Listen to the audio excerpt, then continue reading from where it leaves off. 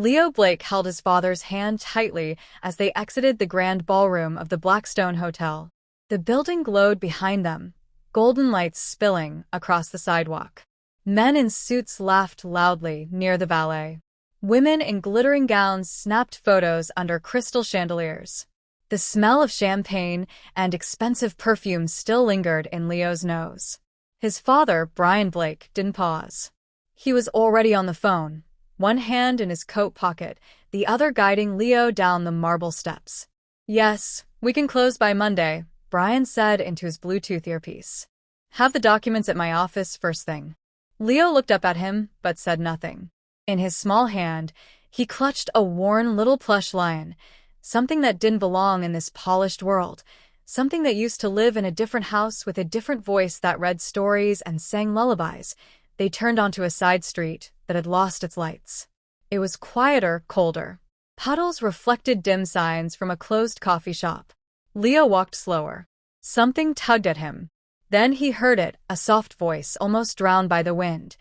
"You are my sunshine, my only sunshine." He stopped. Just ahead, near the edge of a shuttered storefront, a woman sat hunched over a worn stroller. Her blonde hair was tied back loosely, strands falling across her cheek.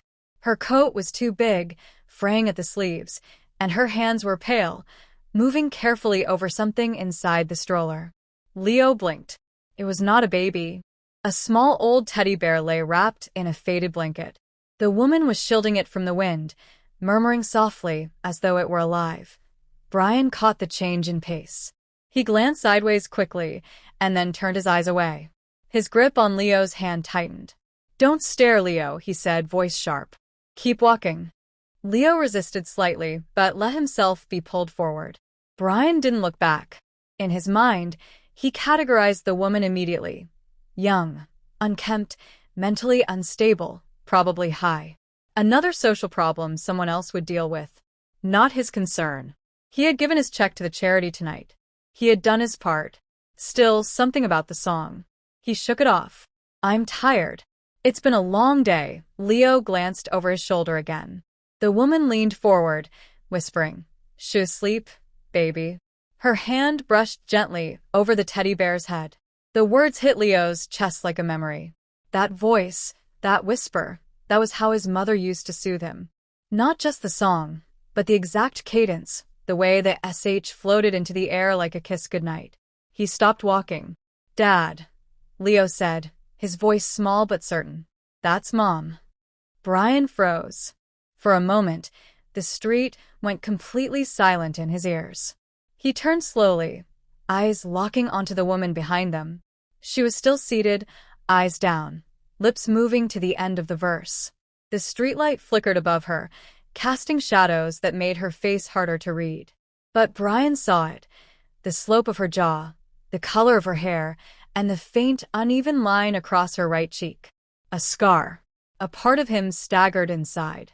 "No," he said out loud, more to himself than to Leo. "That's not possible." He crouched slightly to meet his son's eyes, trying to stay calm. "Leo, your mom is gone. You know that." Leo didn't blink. He looked back toward the woman, his voice even quieter. "She's not gone. She's just not home yet." Brian opened his mouth to speak, but nothing came. Instead, his gaze drifted once more to the woman and her small, ragged teddy bear. She looked up just then, only for a second, and her eyes, tired and distant, brushed past him like a ghost who didn't recognize her own name. Brian straightened up, clearing his throat.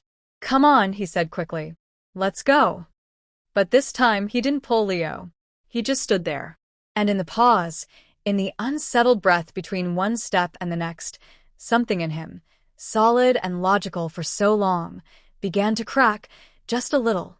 The morning came with wind that cut through layers of worn fabric. Donna sat curled at the edge of a shuttered bakery, her arms wrapped around a faded stuffed bear resting inside a second-hand stroller. The wheels squeaked slightly every time she moved it back and forth, a gentle rhythmic motion, soothing. "It's cold today," she murmured, tightening the scarf around the bear's frayed neck. "We'll find a warmer spot soon, baby. Mommy promises." Her voice was soft. She never spoke loudly. Voices drew attention, and attention brought eyes. She hated eyes. Eyes didn't see her, not really. They looked through her when they weren't judging. She knew what people thought. Crazy, dirty, useless. But she wasn't crazy. She just didn't remember everything. She didn't remember where she came from or why her stomach ached most mornings with something other than hunger. She only knew the world had become a place of shadows. And the only light left was Leo.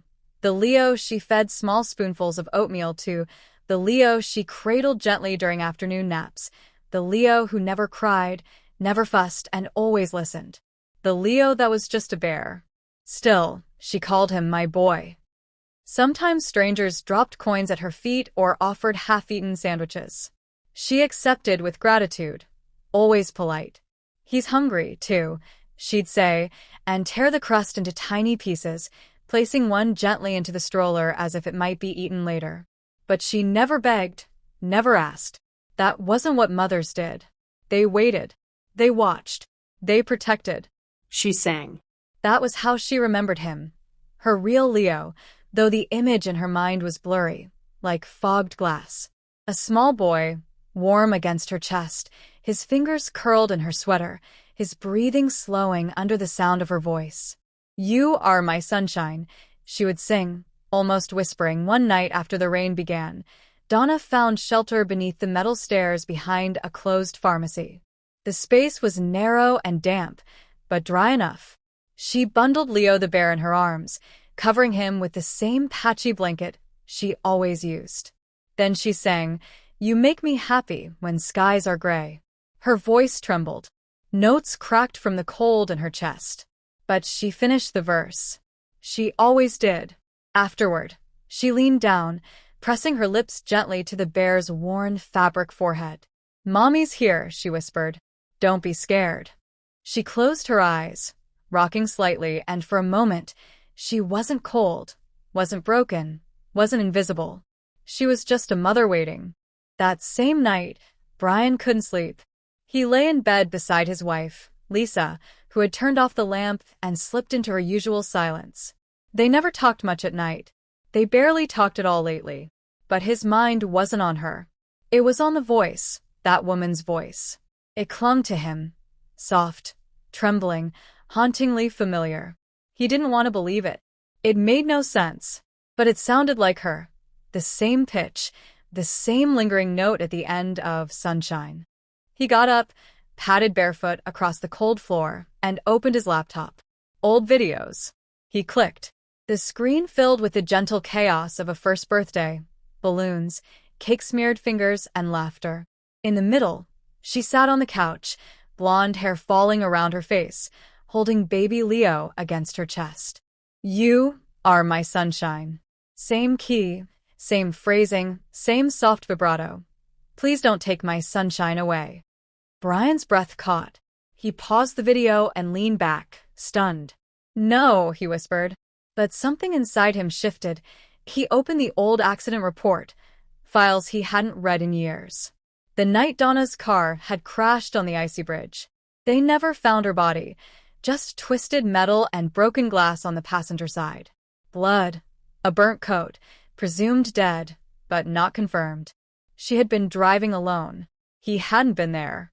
His stomach turned. A detail blinked at him from the corner of the report.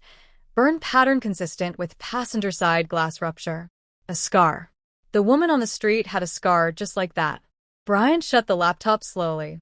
He couldn't say it out loud yet, but the thoughts screamed inside him. What if she's not gone? What if Donna is alive? And what if he'd walked past her without even knowing? Leo lay on his bed, small fingers wrapped tightly around the faded, stuffed animal pressed to his chest. The ceiling above him was painted in soft shadows from the hallway light, but his mind was somewhere far away. He wasn't sleepy, not really. His eyes blinked slowly as his memory played a familiar melody in his head, like a dream he couldn't fully wake from. "You'll never know, dear, how much I love you." The voice wasn't loud. It was warm, close. He remembered the sound and the feeling that always came with it, his mother's arms pulling him close, the gentle rhythm of her hand patting his back when he coughed, the the soft scent of her hair when she bent down to kiss his forehead. He could almost feel her lips brushing his skin, the way her voice dipped just slightly on, "Please don't take my sunshine away." He remembered all that. But her face, it was like trying to hold water. The harder he tried to picture it, the more it slipped away. Blurry, gentle, safe, but not clear. Leo sat up slowly, grabbing his box of crayons from the shelf beside his bed. He pulled a piece of paper from his desk and began to draw with quiet concentration. A woman sitting cross-legged on a rug holding a small boy. He gave her a green sweater. He wasn't sure why, but it felt right. He added soft yellow hair that fell across her shoulders, her arms wrapped around the little boy, and a teddy bear. Not the one he held now, but the one in the stroller that day, the ripped one, the one she had sung to. He pressed the crayon harder now, outlining her smile. It wasn't big. It was gentle. Later that evening, Lisa passed by Leo's room. The door was open just enough for her to peek in. He wasn't sleeping. He was sitting on the floor finishing a drawing. She stepped inside softly. "Hey, buddy," she said, crouching down. "What are you working on?" Leo looked up briefly, then held up the picture. His face was calm, but serious. Lisa smiled faintly. "Is that me?" Leo paused, shaking his head once. "That's Mom," he said quietly. "My first mom." Lisa blinked. "Oh, she's not dead," Leo added after a pause. "She's just lost." The words settled into the air like falling snow. Lisa stood still, her hands relaxed at her sides, but her mouth didn't form a reply. She looked at the picture again, then stepped back gently. "I see," she said softly. "That's beautiful." She left without another word.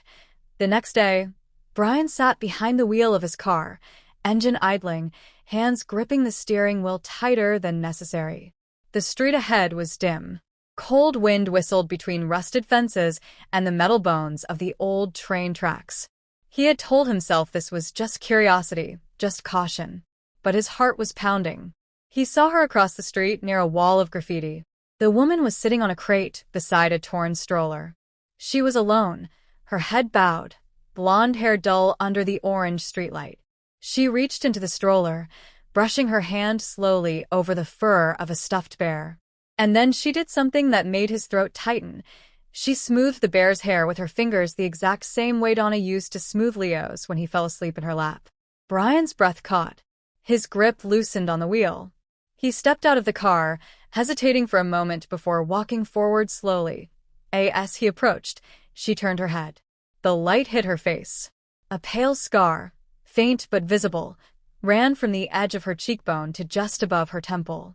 Her eyes met his, startled, fragile, searching, and even in their confusion, even in their emptiness, something familiar stirred. Brian stopped in his tracks. His lips parted, his voice barely escaped. "Donna?" The woman looked at him unsure, then lowered her eyes quickly. But Brian didn't move because for the first time, not in memory, not in video, but in flesh, he was no longer sure this was a stranger.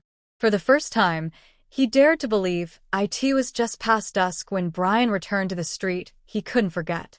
The city lights hadn't yet touched the corners of this quiet block.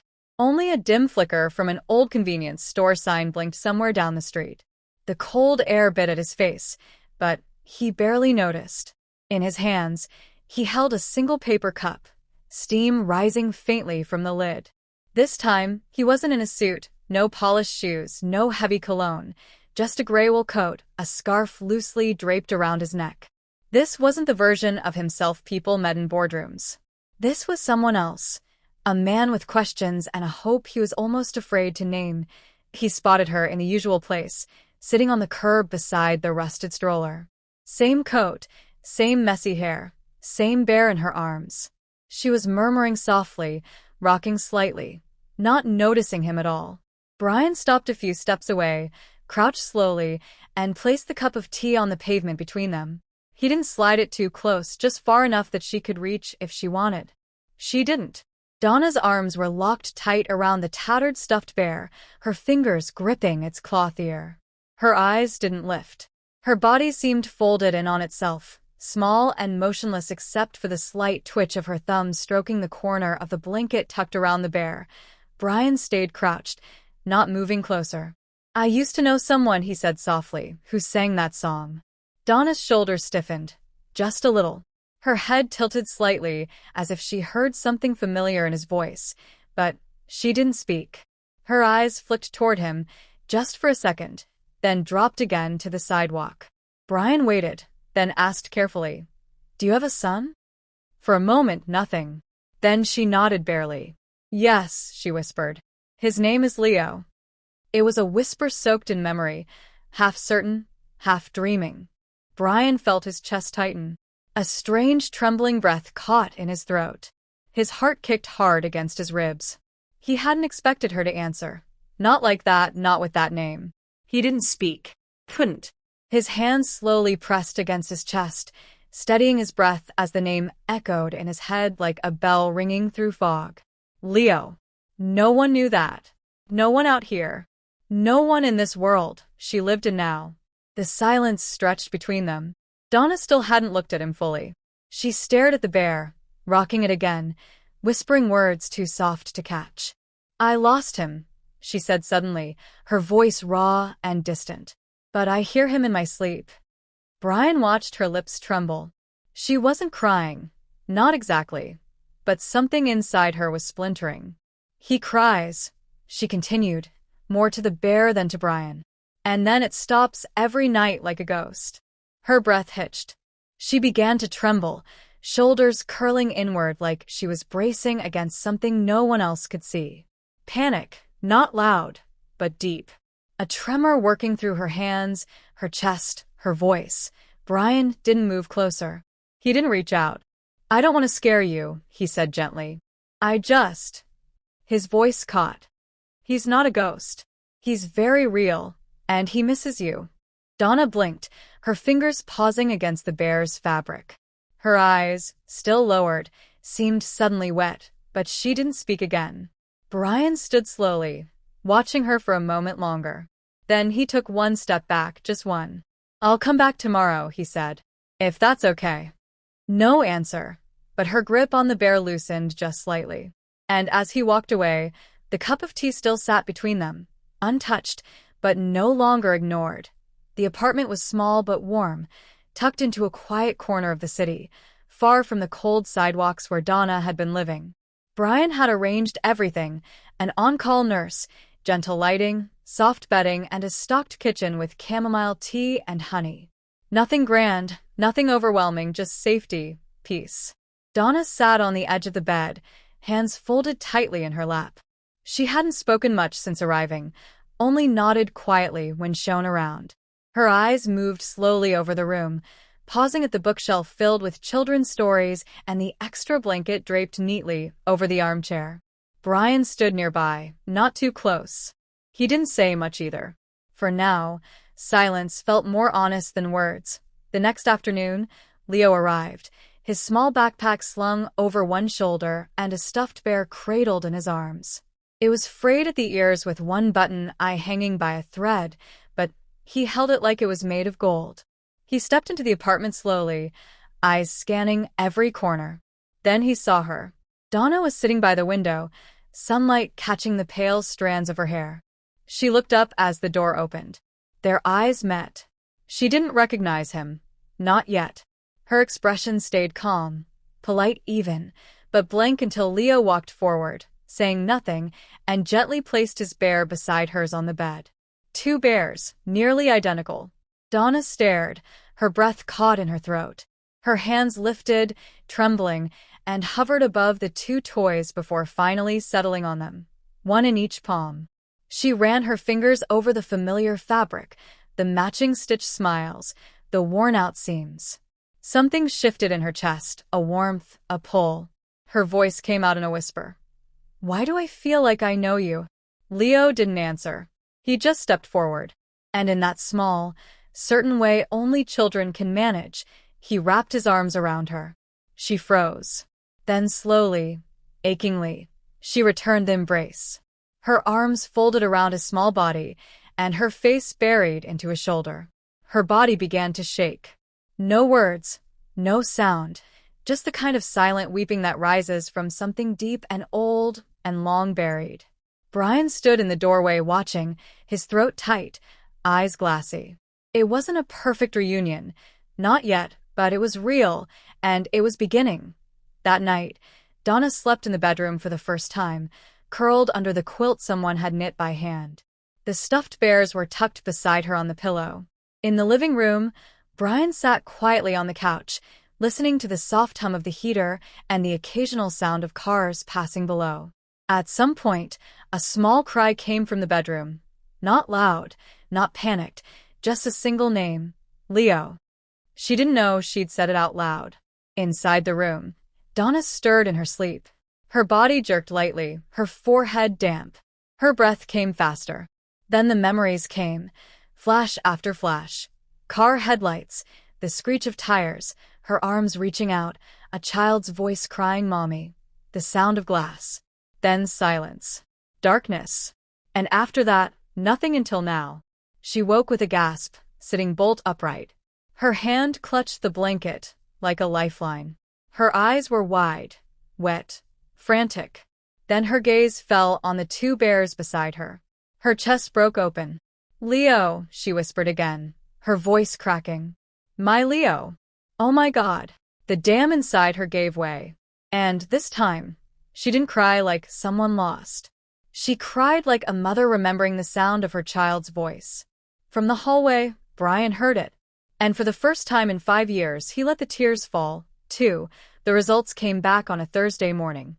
Brian sat alone at his desk, the envelope resting under his fingers like a weight he hadn't prepared for. He didn't need to open it, not really. He already knew. He had known the moment she whispered Leo's name with that ache in her voice only a mother could carry. Still, seeing it in ink made something in him finally exhale. Donna Bennett is the biological mother of Leo Blake. He leaned back in his chair, eyes fixed on the ceiling, the edges of his vision blurring. It was no longer a question of if. It was now what. That evening, Brian returned home to the quiet apartment he shared with Lisa. She was sitting on the couch reading. She looked up when he entered, and something in her expression told him she already knew. Maybe it was the way his face had changed. Or maybe she'd seen it coming long before he did. He sat across from her, clasping his hands. "I need to talk to you." Lisa closed her book slowly. "It's her, isn't it?" Brian nodded. "Yes, she's Leo's mother." Lisa's gaze softened, not with sorrow, but with understanding. "And she was yours, too." He didn't deny it. They had both known this marriage wasn't built on love. It had been comfort, companionship, something quiet they reached for in the aftermath of separate griefs. Lisa leaned forward, resting her elbows on her knees. "You were always halfway somewhere else, Brian. I didn't resent it. I just hoped maybe we could grow into something steady." "I'm sorry," he said, his voice barely audible. She gave a sad smile. "Don't be. Go where your heart never left." She stood, kissed him once on the forehead, and walked away without packing bags or slamming doors, just gone. And it was the kindest goodbye he had ever received. The mornings began slowly now. Donna would wake to the sound of soft sunlight filtering through the curtains. Not alarms or street noise, no sirens, no cold concrete floors, just warmth and the rhythmic ticking of a small wall clock she had grown to trust. Once a week, she sat in a quiet room with a therapist named Mara. They talked, sometimes in words, sometimes just in silence. It was strange at first, naming things, saying trauma out loud, owning a grief she hadn't even fully remembered, but piece by piece, the fog started to lift. Between sessions, Donna learned how to live again. She burned rice the first time she tried cooking on her own, then laughed until she cried.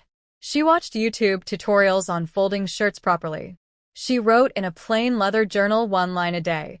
"Today I smiled without guilt. Today I laughed with Leo. Today I didn't feel broken." The hall shimmered with soft candlelight. Golds and creams dressed the room, but nothing drew the eyes more than the white piano at center stage and the woman sitting behind it, Donna. She wore a simple, elegant blue dress. Her hair, grown out and softly curled, framed her face with quiet grace. The faint scar on her cheek was still visible, but tonight it didn't define her. It was simply part of her story. Leo sat in the front row, his small hands gripping Brian's. He leaned forward just slightly, eyes wide, heart full. He knew this moment mattered. And then Donna began to play. The first notes of "You Are My Sunshine" rang out, clear and calm. But it wasn't the lullaby of old, not exactly. Her fingers moved with more strength now, more certainty.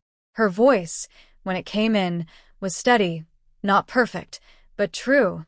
Outside the hall, the rain had started, soft and misty, the kind that blurs city lights and slicks sidewalks. Leo ran ahead, hopping between puddles, arms out like wings. Brian opened the umbrella, paused, and folded it shut again. Donna raised an eyebrow, amused. Wasn't that the whole point of bringing it? He smiled. We don't need it. She glanced up at the sky. Water tapped her face, not cold, not unwelcome. Leo spun around and called, Dad, Mom, hurry up. Brian reached for her hand. Donna took it, and together they stepped into the rain. No one hurried. No one looked away. To the world they looked ordinary, but to them every drop felt like grace. And under the soft glow of the streetlights, their footprints disappeared behind them, washed clean by the rain, but never erased, just like them, still here, still walking, still together.